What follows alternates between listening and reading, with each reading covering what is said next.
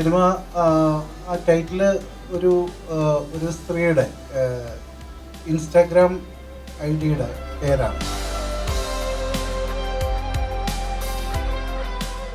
ഇതൊരു ചെറിയ ചിത്രമാണ്, എല്ലാവരെയും സപ്പോർട്ട് ആവശ്യമുള്ള ഒരു ചിത്രമാണ്. ഞാനിതിലൊരു സ്ക്രാപ്പ് ഷോപ്പ് നടത്തുന്ന എൻ്റെ ഓണറായിട്ടാണ് ചെയ്തിരിക്കുന്നത്. ധന്യയുടെ ക്യാരക്ടർ അവതരിപ്പിക്കുന്ന ആ ഏത് ക്യാരക്ടറിനെ സപ്പോർട്ട് ചെയ്യുന്ന ഒരു ക്യാരക്ടറായിട്ട്. ഇതെന്റെ ആദ്യത്തെ മലയാള സിനിമയാണ്. പക്ഷെ 3ഓളം വേറെ ചിത്രങ്ങളിലായിരുന്നു. ഇതാണ് ആദ്യം ഞാൻ അഭിനയിച്ചത്. അതിനുശേഷം അച്ഛൻ ഒരു വാഴ വെച്ചു, അതിലൊരു ട്രാൻസ്ജെൻഡർ കഥാപാത്രമായിരുന്നു. പിന്നെ അതിനുശേഷം ദാസേട്ടന്റെ സൈക്കിൾ ചെയ്തിരുന്നു. പിന്നെ കിടുക്കാച്ചി അളിയും ചെയ്തിട്ടുണ്ട്. ഇപ്പോ ശരിക്കും എന്റെ ആദ്യമായിട്ട് അഭിനയിച്ച മലയാളം ഫ്യൂച്ചർ ഫിലിം ഇതാണ്. ബട്ടർഫ്ലൈ ഗേൾ 85 ആണ്. പക്ഷേ ഈ അച്ഛനൊരു വാഴ വെച്ചു റിലീസായി, ദാസേന്റെ സൈക്കിൾ റിലീസായി, കിടുക്കാച്ചി അളിയുടെ പോസ്റ്റ് പ്രൊഡക്ഷൻ വർക്കുകൾ നടക്കുന്നു. ഇപ്പൊ ഇതും റിലീസായി. അപ്പോ ഇതെന്റെ ആദ്യത്തെ സിനിമയായിട്ട് പറയാനാണ് എനിക്ക് അഭിമാനം, ബട്ടർഫ്ലൈ ഗേൾ 85.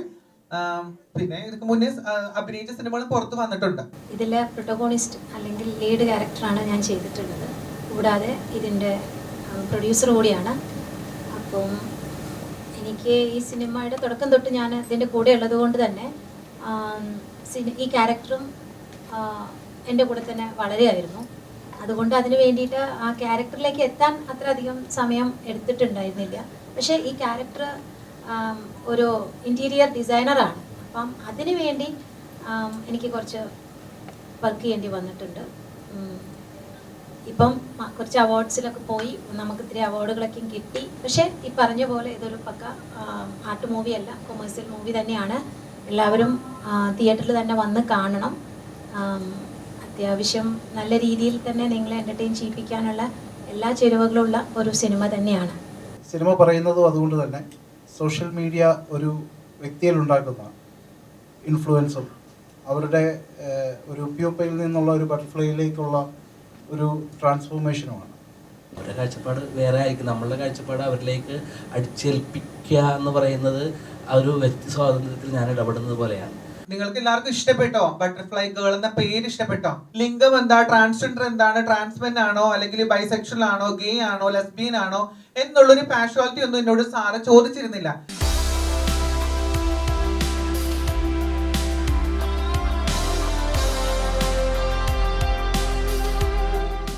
സോഷ്യൽ മീഡിയ ഇന്നത്തെ കാലഘട്ടത്തിൽ നമ്മൾ എല്ലാവരും ജീവിക്കുന്നത് സോഷ്യൽ മീഡിയ ഐഡൻറ്റിറ്റിയിലാണ്. അപ്പോൾ സോഷ്യൽ മീഡിയ ഐഡൻറ്റിറ്റിയിൽ നിന്നും യഥാർത്ഥ ഐഡൻറ്റിറ്റിയിലേക്കുള്ള ഒരു യാത്ര അതെങ്ങനെയാണ് സിനിമയിൽ കൂടെ പറയുന്നത് എന്നൊരു സമീപനമാണ് ഈ സിനിമയിൽ ഞാൻ സ്വീകരിച്ചിരിക്കുന്നത്. ഇത് നമ്മുടെ പിയറോ പറയുകയുണ്ടായി 48 അവാർഡുകളും സിനിമയ്ക്ക് കിട്ടിയെന്ന്. പക്ഷേ ഇതൊരു സോക്കോൾഡ് ആർട്ട് ഹൗസ് സിനിമ മാത്രമല്ല, ഇതൊരു കൊമേഴ്ഷ്യൽ സിനിമയാണ്. ഇതിൻ്റെ ഒരു ഐഡിയ അല്ലെങ്കിൽ ഈ സിനിമ പറയുന്ന വിഷയം ഒരു ഗ്ലോബൽ ഓഡിയൻസിന് കണക്റ്റ് ആയതുകൊണ്ടാണ് ഈ സിനിമയ്ക്ക് 48 അവാർഡുകളും നമുക്ക് ലഭിച്ചത്. ഇത് സോങ്ങുകളുള്ള 3 പാട്ടുകളുണ്ട്. 3 പാട്ടുകളുള്ള ശക്തമായ ഒരു പ്രമേയം സംസാരിക്കുന്ന എന്ന ഒരു കൊമേഴ്ഷ്യൽ രീതിയിൽ തന്നെ പ്രസൻറ്റ് ചെയ്യപ്പെട്ടിരിക്കുന്ന ഒരു സിനിമയാണ്. ഇത് തിയേറ്ററിൽ പോയി തന്നെ ഈ സിനിമ കാണണം.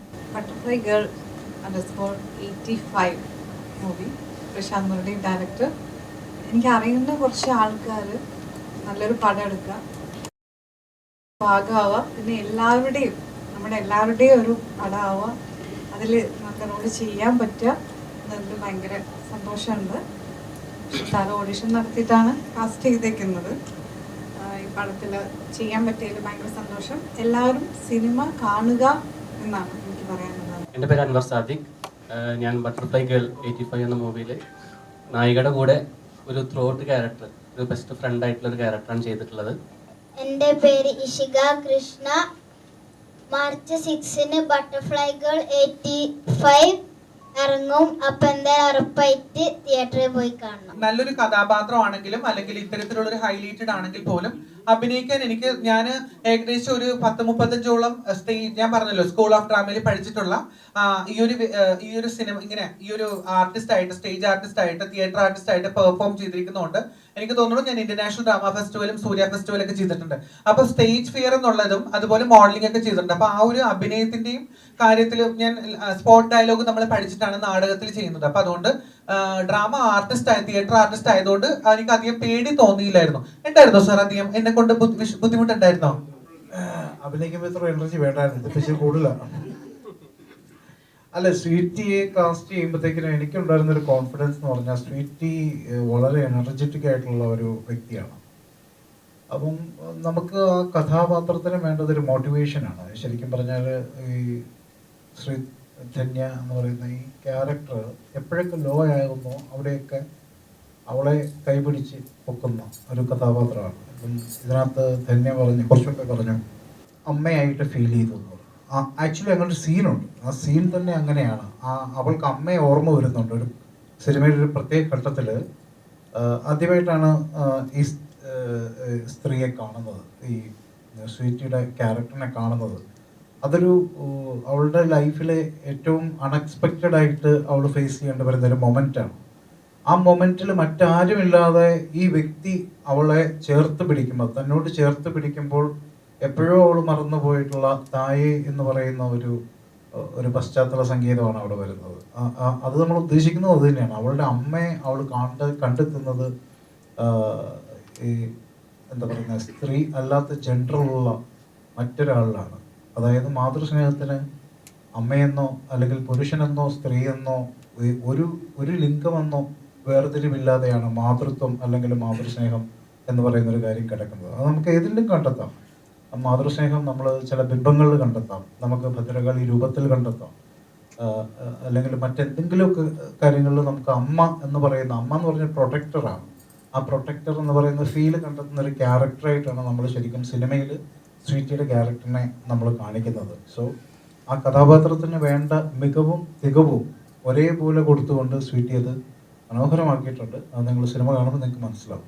പടം ഒരു കൊച്ചു സിനിമയാണ്, എന്നാൽ സമൂഹത്തിനോട് പറയേണ്ട കുറേ കാര്യങ്ങളുണ്ട്. അത് വളരെ വ്യക്തമായിട്ട് അദ്ദേഹത്തിന് പറയാനുള്ള കാര്യങ്ങൾ സിനിമയിലൂടെ പറയുന്നു. അത് നമ്മളെല്ലാവരും തന്നെ കാണേണ്ട ഒരു കാര്യമാണ്. കാരണം എല്ലാവരും ഫേസ് ചെയ്യുന്ന, അല്ലെങ്കിൽ ഇപ്പോൾ ഇതൊരു സ്ത്രീകളുടെ മാത്രം പ്രശ്നമായിട്ടല്ല, പുരുഷന്മാരുമൊക്കെ നമ്മൾ വീട്ടിൽ നമ്മൾ ദൈനംദിന ജീവിതത്തിൽ നമ്മൾ കാണുന്ന പ്രശ്നങ്ങൾ തന്നെയാണ്. അപ്പോൾ അത് എന്താണെന്നും അതിൻ്റെ അല്ലെങ്കിൽ ഒരു സ്ത്രീക്ക് ഉണ്ടാകുന്ന പ്രശ്നം അതിനെ അതിജീവിക്കുന്നതുമായിട്ടുള്ള കാര്യങ്ങളൊക്കെയാണ് ചിത്രത്തിൽ പറയുന്നത്.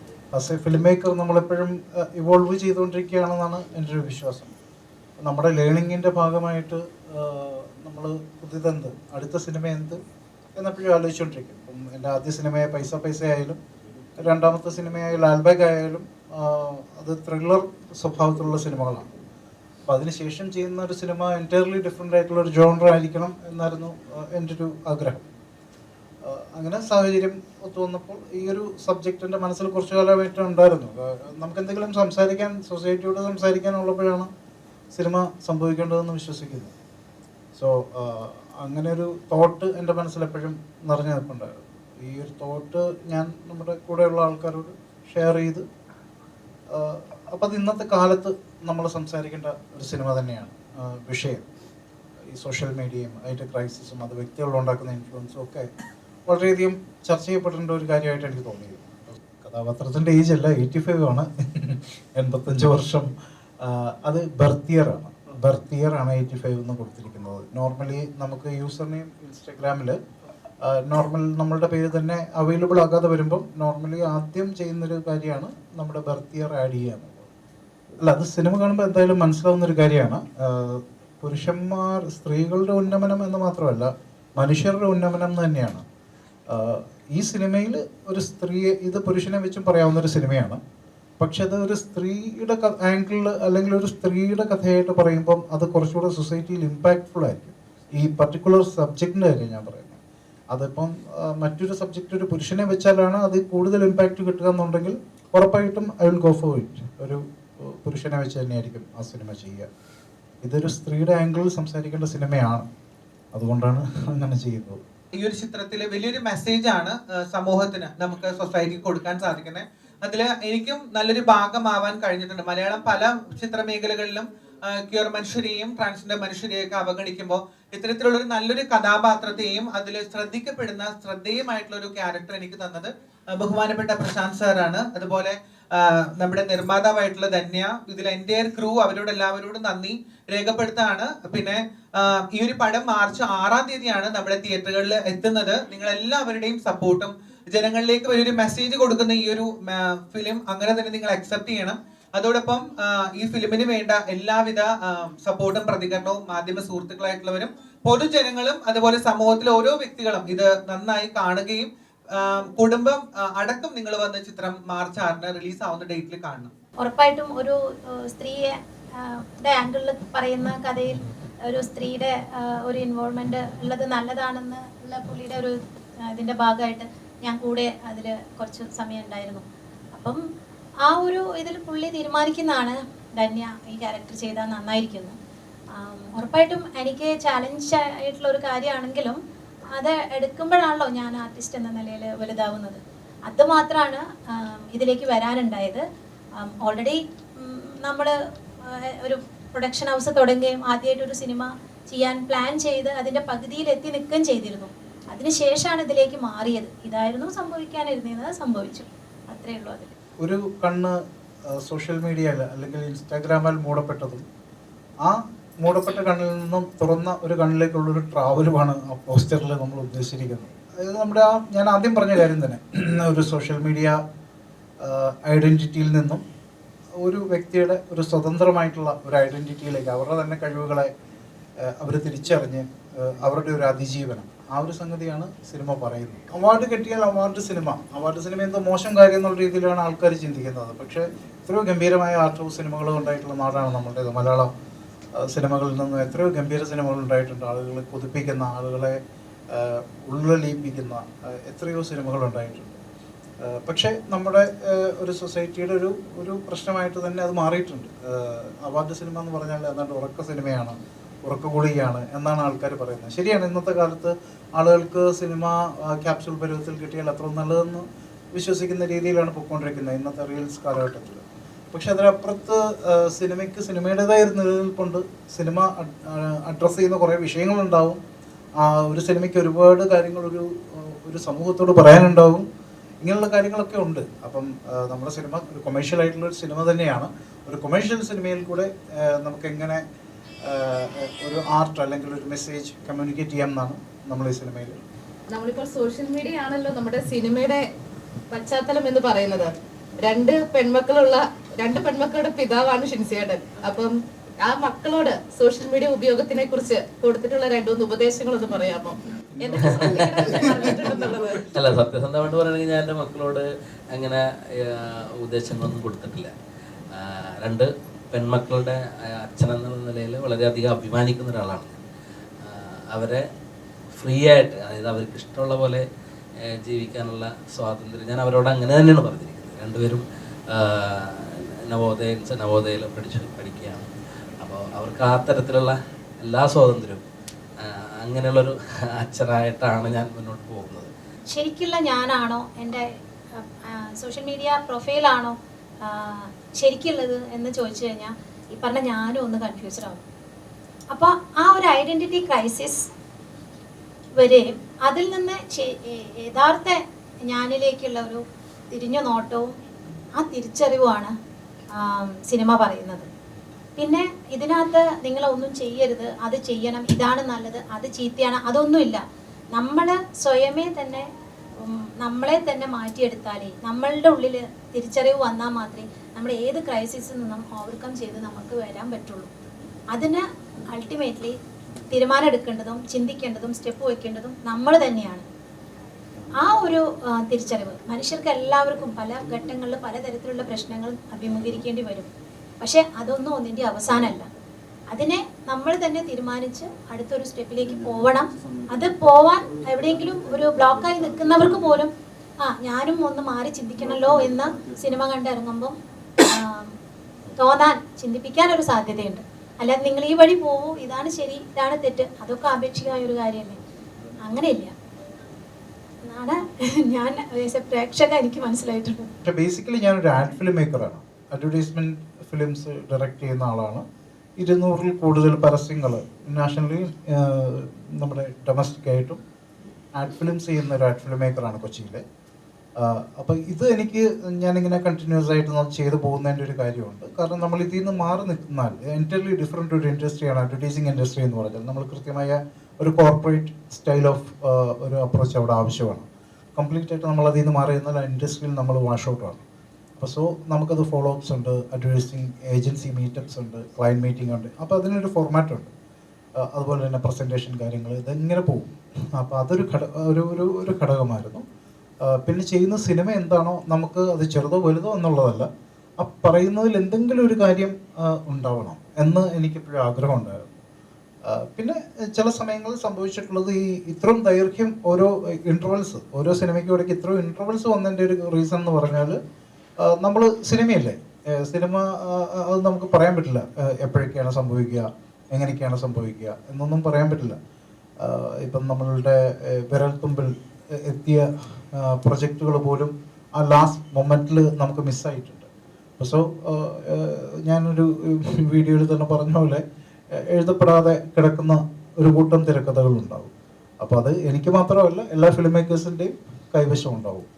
അപ്പോൾ അത് ഓരോ കാലഘട്ടങ്ങളിൽ ഓരോ സമയങ്ങളിലായിട്ട് സംഭവിച്ചു പോകുന്നു എന്ന് മാത്രമേ ഉള്ളൂ.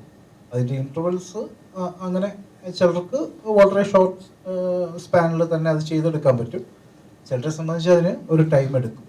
സാധാരണ ഞാൻ ചെയ്യുന്ന പോലെയുള്ള ഇതിൽ നിന്നും വ്യത്യസ്തം, ഞാനിപ്പോൾ ഓരോ ചിത്രം ചെയ്യുമ്പോഴും കഴിഞ്ഞ പടം പോലെ ആയിരിക്കരുത് എന്ന് ഉള്ളൊരു ധാരണ എനിക്കുണ്ട്. ഞാൻ ചെയ്ത ഇതിനു മുന്നേയുള്ള കഥാപാത്രം പോലെ ഞാൻ പോലീസ് വേഷങ്ങൾ ചെയ്യുമ്പോഴാണെങ്കിലും അതുപോലെ തന്നെ അടുത്തേലും അങ്ങനെ വരരുത്, അല്ലെങ്കിൽ അച്ഛൻ ക്യാരക്ടർ ചെയ്യുമ്പോൾ അങ്ങനെ റിപ്പീറ്റായിട്ട് തോന്നരുതെന്ന് വിചാരിക്കുന്ന ഒരാളാണ്. അപ്പോൾ അതുകൊണ്ട് തന്നെ ഇതിൽ ഈ ക്യാരക്ടറിന് എൻ്റേതായ ഒരു സാധാരണ ഞാൻ ചെയ്യുന്നതെല്ലാം അങ്ങനെ ഇപ്പോൾ എനിക്ക് ചെയ്യാൻ പറ്റുന്ന എൻ്റേതായിട്ടുള്ള ഇൻപുട്സൊക്കെ കൊടുക്കുക. അപ്പോൾ അതിനുള്ളൊരു സ്വാതന്ത്ര്യം ഡയറക്ടർ ആ സമയത്ത് തന്നിരുന്നു. ബട്ടർഫ്ലൈ എഫക്റ്റ് ആക്ച്വലി ഈ സിനിമയിൽ ഉണ്ടാവുമെന്ന് എനിക്കറിയില്ല. പക്ഷേ ഓഫ് കോഴ്സ് ഞാൻ ആദ്യം പറഞ്ഞുകൊണ്ട് തന്നെ ചില ആളുകൾക്കത് റെസണേറ്റ് ചെയ്യാൻ പറ്റും, അത് ഉറപ്പാണ്. ഇല്ല, ട്രെൻഡിനൊപ്പം സഞ്ചരിക്കുക എന്നാണോ? അല്ലല്ല, വൈറലാക്കാൻ വേണ്ടി എന്തും ചെയ്യുന്ന കാലഘട്ടമാണല്ലോ. അപ്പൊ ട്രെൻഡിന് ഒപ്പം ജീവിക്കുക, അല്ലെങ്കിൽ ട്രെൻഡിന് വേണ്ടി ജീവിക്കുന്ന ഒരു സംസ്കാരം നമുക്കിടയിൽ വളർന്നു വരുന്നുണ്ട് വൈറലാകാൻ വേണ്ടിയിട്ട്. അത്തരം ഒരു സംസ്കാരത്തിന് നേരെയുള്ള ഒരു വിരൽ ചൂണ്ടലായിരിക്കുമോ ഈ സിനിമ? വിരൽ ചൂണ്ടൽ എന്നുള്ളതിലുപരി നമ്മൾ ഈ സിനിമ കണ്ടുകൊണ്ടിരിക്കുമ്പോൾ നമുക്ക് തോന്നാം, ഇതിൽ പല വ്യക്തികൾക്ക് തോന്നാം, ഇതിലെവിടെയോ ഞാനുണ്ടല്ലോ, ഈ ഒരു സിറ്റുവേഷനിൽ കൂടെ ഞാൻ പോയിട്ടുണ്ടല്ലോ, എപ്പോഴൊക്കെയോ ഞാൻ അനുഭവിച്ചിട്ടുണ്ടല്ലോ. അത്തരം ഒരു അനുഭവങ്ങൾ അല്ലെങ്കിൽ ഒരു സ്വയമേ ഉള്ള ഒരു തിരിച്ചറിവുകൾ കുറച്ച് കാര്യങ്ങൾ ഈ സിനിമയിൽ കൂടെ സംഭവിക്കുമെന്നാണ് എൻ്റെ ഒരു വിശ്വാസം. അങ്ങനെയാണ് അത് ട്രീറ്റ് ചെയ്തിരിക്കുന്നത്. അല്ലാതെ നമ്മൾ ശക്തമായ ഒരു താക്കീതെന്നോ അല്ലെങ്കിൽ സോഷ്യൽ മീഡിയ മോശമാണെന്നോ സോഷ്യൽ മീഡിയ നല്ലതാണെന്നോ എന്നും നമ്മൾ ഈ സിനിമയിൽ കൂടെ പറയുന്നില്ല. സോഷ്യൽ മീഡിയയ്ക്ക് അതിൻ്റേതായ ഗംഭീരമായ ഒരു അവസ്ഥയുണ്ട്, അതേപോലെ ഏറ്റവും മോശമായിട്ടുള്ള ഏറ്റവും വേസ്റ്റ് ആയിട്ടുള്ള ഒരു അവസ്ഥയുണ്ട്. നമ്മുടെ മുന്നിൽ വരുന്ന ന്യൂസുകളും കാര്യങ്ങളും ഒക്കെ നമ്മൾ നോക്കിയാൽ മനസ്സിലാവുന്നതാണ്. സോഷ്യൽ മീഡിയ എന്തെല്ലാം ക്രൈംസിനാണ് വിധേയമാകുന്നത്, അല്ലേ? ഇൻസ്റ്റാഗ്രാമിൽ എന്തെല്ലാം ക്രൈംസാണ് നടക്കുന്നത്. അതേപോലെ തന്നെ ഇൻസ്റ്റാഗ്രാം എത്ര ഗംഭീരമായിട്ടാണ് ഒരു വ്യക്തിയെ തന്നെ മാറ്റിയെടുക്കാൻ പറ്റുന്ന രീതിയിലേക്ക് മാറിയിരിക്കുന്നത്. സോ ഇതിന് അത്തരം വശങ്ങളുമുണ്ട്. അതുപോലെ തന്നെ ഇതൊരു വിരൽ ചൂണ്ടൽ എന്നുള്ളതിൽ കൂടുതൽ ഇതൊരു തിരിച്ചറിവിൻ്റെ സിനിമയും കൂടെയാണ്. ജെൻഡറുകൾ തമ്മിൽ ആക്ച്വലി മെൻ്റൽ ഒരു ടെക്സ്ചർ പോലും വ്യത്യാസമുണ്ട്. അപ്പോൾ പുരുഷന് കുറച്ചുകൂടെ പല കാര്യങ്ങളിലും എന്താ പറയുന്നത്, ഒരു ടോളറൻസ് എന്ന് പറയുന്ന സാധനമുണ്ട്, ടോളറേറ്റ് ചെയ്യാൻ പറ്റും പല കാര്യങ്ങളിലും. പക്ഷേ സ്ത്രീക്ക് അത് പെട്ടെന്ന് സാധ്യമായെന്ന് വരില്ല. അതുകൊണ്ടാണ് ഞാൻ സ്ത്രീ എന്നങ്ങനെ ഉപയോഗിച്ചതിൻ്റെ ഒരു കാര്യം. എല്ലാ തരത്തിലും വീക്കർ സെക്സാണ് സ്ത്രീ പുരുഷനെ കഴിഞ്ഞു, ഫിസിക്കലി മെൻ്റലി ഒക്കെ. മെൻ്റലി മീൻസ് ഞാൻ പറയുന്നത് അവളുടെ എബിലിറ്റിയിലല്ല, പക്ഷേ ഒരു കാര്യത്തെ ഒരു പ്രശ്നം ഉണ്ടാകുമ്പോൾ ചിലപ്പോൾ പെട്ടെന്ന് റിയാക്ട് ചെയ്യാനായിട്ട് അവർക്ക് സാധിച്ചെന്ന് വരില്ല. അതേസമയം പുരുഷനില്ലാത്ത ഒരുപാട് ക്വാളിറ്റീസ് സ്ത്രീകൾക്കുണ്ട്. മൾട്ടി ടാസ്കിങ് ഉണ്ട്. എനിക്കൊന്നും ജന്മത്ത് പറ്റില്ല അങ്ങനെയുള്ള കാര്യങ്ങളൊന്നും. അപ്പം ഒരുപാട് അത്തരം എബിലിറ്റീസ് ഡിഫറൻസ് ഉണ്ട്. പക്ഷേ പുരുഷന് അനുകൂലിച്ച് പറയുക എന്ന് പറഞ്ഞാൽ ആകെ ചെയ്യാൻ പറ്റുന്നൊരു കാര്യം ഈ കാര്യങ്ങളൊക്കെ തന്നെയുള്ളൂ. നമ്മൾ ജസ്റ്റ് അവോയ്ഡ് ദ തിങ്സ്. നമ്മൾ ഇത്തരം എന്തെങ്കിലും കാര്യങ്ങൾ വന്നാൽ തന്നെ അതിനെയൊന്നും അത്ര it's not a big deal എന്ന് പറഞ്ഞിട്ട് വിടുക എന്നുള്ളത് മാത്രമേ ഉള്ളൂ. അത് നമ്മൾ വലിയ ഇഷ്യൂ ആക്കുമ്പോഴാണല്ലോ ഇത് പ്രശ്നം. നമ്മളതൊന്നും വലിയ കാര്യമൊന്നുമില്ല എന്നുള്ള രീതിയിൽ കണ്ടാൽ മതി എന്നാണ് എൻ്റെ ഒരു പേഴ്സണൽ അഭിപ്രായം. കാരണം പുരുഷനത് കുറച്ചുകൂടെ സാധിക്കും, സ്ത്രീക്ക് ചിലപ്പോൾ അത് സാധിച്ചെന്ന് വരില്ല. ആ ഒരു കമൻറ്റ് പോലും ഒരു സ്ത്രീയെ പെട്ടെന്ന് ട്രോമയിലേക്ക് കൊണ്ടുപോകാൻ പറ്റും.